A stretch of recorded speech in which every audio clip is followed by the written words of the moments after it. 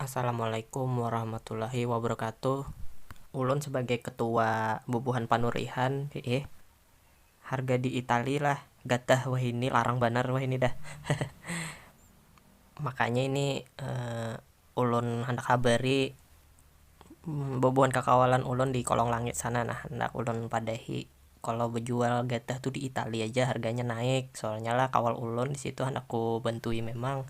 Insya Allah malam Jumat ini aku hendak balik ke Handil dulu kan nih madahi kekawalan panurihanku nih. Kalau soalnya lah ini peluang ganal nih kan rugi kalau kada bahabaran on kekawalan kalau berbagi-bagi rezeki ini kan. Siapa tahu kalau bahabaran kayak ini nih aku jadi bandar gatah ini kan rencana aku memang bila aku balapan nih kada uyo-uyo lagi aku mencari gatah sagan banku nih kan aur ganti terus gatah di Itali ini kan larang harga gatah tuh makanya di habari ya kekawalan di Handil nih kan lagi mumpung larang ya kan baik kekawalan aja yang begawi di sana tuh daripada orang Italinya kalau yang begawi di situ kan ngalih juga aku kena rencananya kalau bobohan kekawalanku nih begawi di sini kalau mau jual turihan di sini itu kalau banyak duitnya kan kawa ulun berhutang pas lagi di